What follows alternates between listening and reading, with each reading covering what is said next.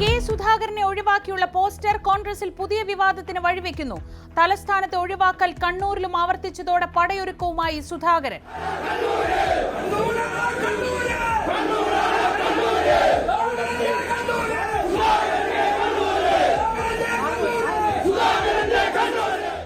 സുധാകരന്റെ അണികൾ സണ്ണി ജോസഫിനെ തടഞ്ഞതിൽ കെപിസിസിക്ക് അതൃപ്തി.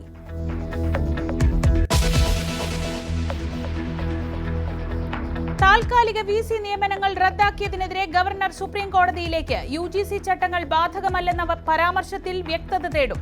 വിസിമാരുടെ പാനൽ ഉടൻ ഗവർണർക്ക് നൽകാൻ സർക്കാർ. കേരള സർവകലാശാലയിൽ ഇന്നും വിസി എത്തിയില്ല. കെട്ടിക്കിടക്കുന്നത് 2000-ഓളം ഡിഗ്രി സർട്ടിഫിക്കറ്റുകൾ.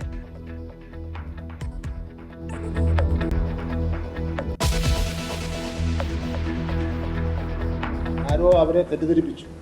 അങ്ങനെയാണ് ഈ സമരത്തിന് പ്രഖ്യാപനം നടത്താൻ വേണ്ടിയുള്ള കാരണം എന്ന് പറയുന്നത്.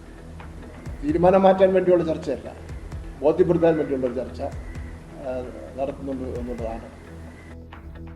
സ്കൂൾ സമയമാറ്റത്തിൽ സർക്കാർ മാറ്റം വരുത്തില്ല.